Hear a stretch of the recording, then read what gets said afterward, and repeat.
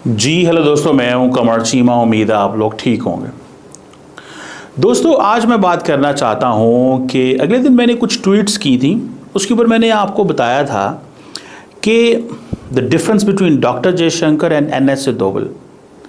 और मैं इस पे मेरी असेसमेंट है, I have an assessment, I may be wrong but I have very solid proofs for this. Dr. Jaishankar is a very seasoned diplomat, one of my favorite person. I'm a Pakistani, but I respect Dr. Jaishankar. One, he's always balanced. Pakistan पे सख्त line लेते हैं. There is a political need for that. He fights a case for Asia. ये मैं बड़ी अहम बात बताने लगा. He fights a case for Global South. He fights a case for many people in the region, जिनको वो कई दफ़ा वेस्ट को जाके वो बातें बताता है जो पाकिस्तानी नहीं बता सकते, जो बंगाली नहीं बता सकते, जो बाकी नहीं बता सकते, बट ही टेल्स। अगर उनका जो फेवरेट जुमला था, the West needs to come out of this mind set that Europe's problems are Pakistan's problem and Europe's problems are world's problem and world's problems are not Europe's problem. उनका major जुमला आपको याद होगा, याद है ना आपको? अब ज़रा इसको थोड़ा समझिएगा। क्या मैं क्यों समझता हूं कि नरेंद्र मोदी साहब को जो एडवाइस दोवल साहब दे रहे हैं, those have been the strategic blunders for India. मैं आपको बड़ी अहम बात बताने लगा। Those have been the strategic blunders for India. Why? Narendra Modi साहब का माइंड सेट जो है ना, वो दोवल साहब समझते हैं, and so does Jaishankar.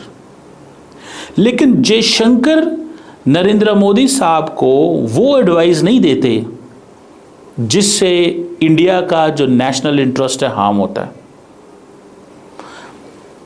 Doval साहब नरेंद्र मोदी को वो एडवाइस देते हैं जिससे शायद प्राइम मिनिस्टर मोदी का पर्सनल इंटरेस्ट या उनकी पार्टी का इंटरेस्ट तो हो, लेकिन इंडिया का इंटरेस्ट वहां पे हार्म हो जाता है, नुकसान होता है इंडिया के इंटरेस्ट को। लेकिन प्राइम मिनिस्टर मोदी को वो उसका एडवांटेज होता होगा कहीं पे, लेकिन एट टाइम्स डिसएडवांटेज होगा लॉन्ग टर्म में जाके। मिसाल के तौर पे इस सारे कॉन्फ्लिक्ट के अंदर आपने देखा कि डॉक्टर जयशंकर की साइलेंस, मैं 20 सेकंड से देख रहा हूं, आप जाकर उनका ट्विटर हैंडल देख लें। ये नहीं कि वो बोले नहीं हैं, वो बिल्कुल बोले हैं, पर उस तरह नहीं बोले जिस तरह वो बोलते हैं। बड़े अपने आप को उन्होंने लो प्रोफाइल कर लिया, बिकॉज उनको पता था ये मेरी डोमेन नहीं है, ये डोमेन है अमित शाह। अमित शाह की भी एक डिफरेंट किस्म की डोमेन थी, ये डोमेन थी दोवल साहब की। आपको याद होगा द मोमेंट अमेरिका, ये वाक़या हुआ पहलगाम का, एंड देन इंडिया ने जब पाकिस्तान पे अटैक किया, आई थिंक 7 को, द मोमेंट ये हुआ तो दोवल साहब वॉज द पर्सन जिसने पूरी दुनिया की लीडरशिप को फ़ोन किया कि हमने ये क्यों किया, क्या किया एंड ऑल दैट। समझ रहे हैं आप बात को?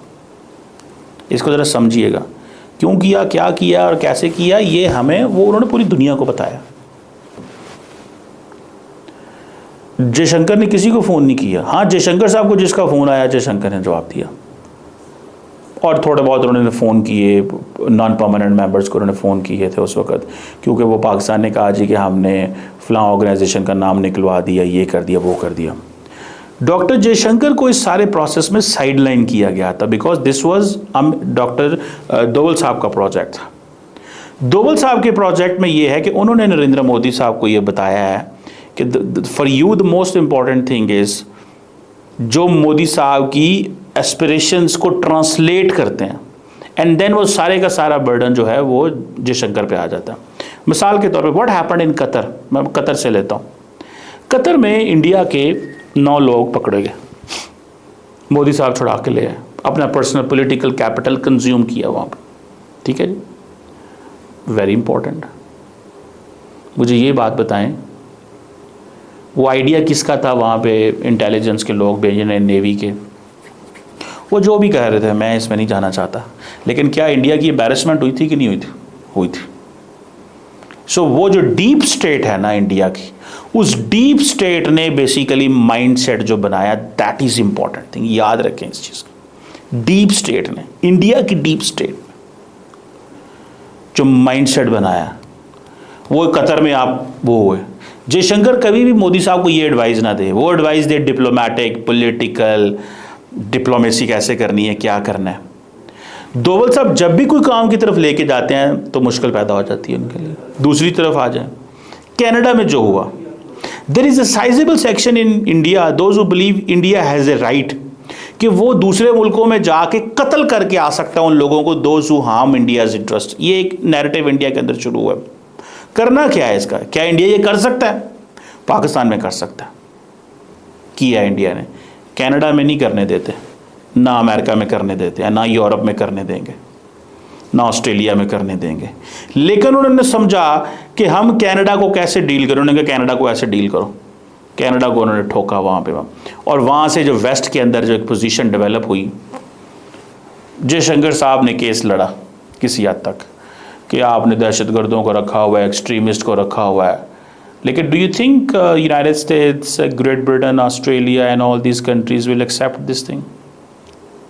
वहाँ पे सिख जो कर रहे थे, that was not justifiable may be all the time, particularly Khalistani जो कर रहे हो। बट इंडिया के लिए केस लड़ना कनाडा में मुश्किल हो गया था। हाँ, इंडियन मीडिया ने बड़ा केस लड़ा, क्योंकि Indian media stands with the government always, तो वो तो गवर्नमेंट की बात कर रहे होते हैं, तो वो केस बड़ा लड़ा। लेकिन दैट वाज आल्सो दोवल साहब्स प्रोजेक्ट। लेकिन उससे इंडिया को थोड़ा सा पीछे हटना पड़ा वेस्ट के अंदर। जब कनाडा में तो ठीक है पोजीशन होगी, जब अमेरिका के अंदर पता चला कि नेटवर्क है एंड ये सारा कुछ है, तो वो मुश्किल हो गए। ठीक है जी, ये एक चीज़ जो है वो दैट इज़ देयर। ये मुझे एक पॉइंट नज़र आता है। दूसरी तरफ अगर आप देखें, अमेरिका के अंदर भी ये हुआ, कतर के अंदर भी ये हुआ। सो दोवल साहब जो चीज़ लेके आते हैं, उसमें इंडिया दुनिया में कहीं ना कहीं फंस जाता है, या इंडिया के बारे में जो ओपिनियन बनती है, या पाकिस्तान के हवाले से देखें, ये दोवल साहब की स्ट्रैटेजी है कि ये मिलिटेंट ऑर्गेनाइजेशन को फंड करो, पैसे दो। जयशंकर को जारी बात है उसको लेके चलना पड़ता है, वो करता है। लेकिन I think Jaishankar would be the right man for the prime minister Modi, जिसकी सॉफ्ट पावर है, जिसकी दुनिया बात सुनती है, हु हैज आर्गुमेंट्स। अगर वो उसको स्पेस दी जाए इंडिया के सिस्टम के अंदर, तो वो इंडिया को और नई हाइट्स पे लेके जा सकता है। लेकिन when there comes a compulsion of domestic politics की कंपल्शन आती है कि डोमेस्टिक ऑडियंस को कैसे आउटरीच करना है, वहां पे आके थोड़ी ठुस हो जाती game. You got my point? वहां पे चीजें थोड़ी ठुस हो जाती हैं, चीजें उनसे नहीं चलती, चीजें कंफ्यूज हो जाते हैं।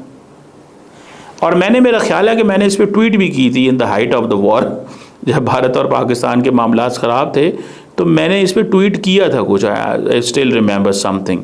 और मैंने कहा था कि ये क्या चीज़ जो है, आजकल तो मुझे वो सारी बात है, मेरी चीज़ें बैन कर देते हैं, but I don't care about this. और दी ट्रम्प एडमिनिस्ट्रेशन, तो ये जो जयशंकर साहब हैं, ही इज़ द मैन।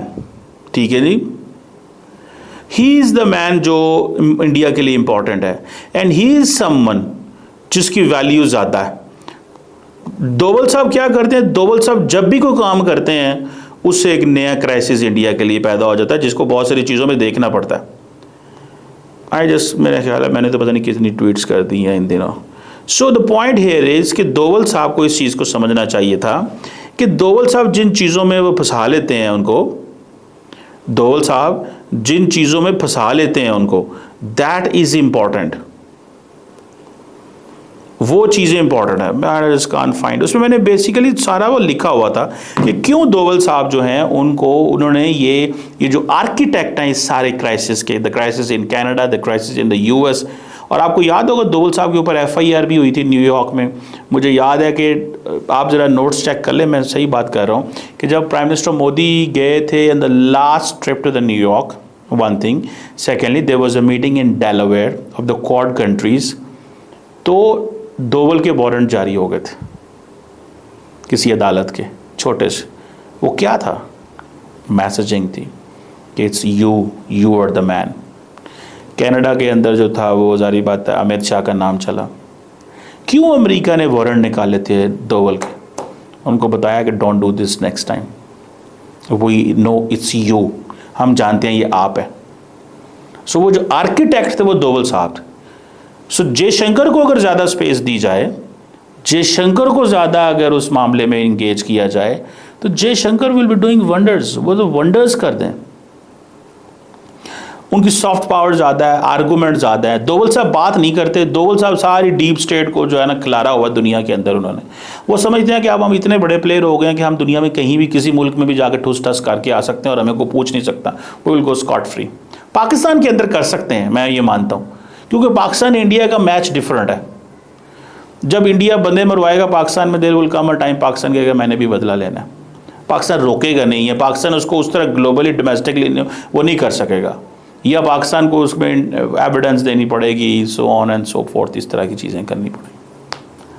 सो मुझे लगता है कि this is something very very significant, ये बड़ी सिग्निफिकेंट चीज़ है ये जो मैं आपको बता रहा हूँ।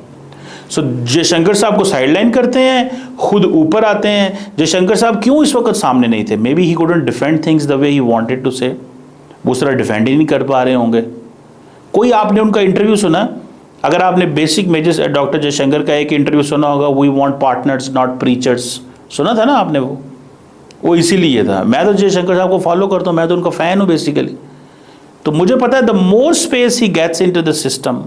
दोवल साहब जाते हैं, वो डीप स्टेट के बंदे हैं, बोलते काम है, अंदर ही अंदर काम पा रहे होते हैं।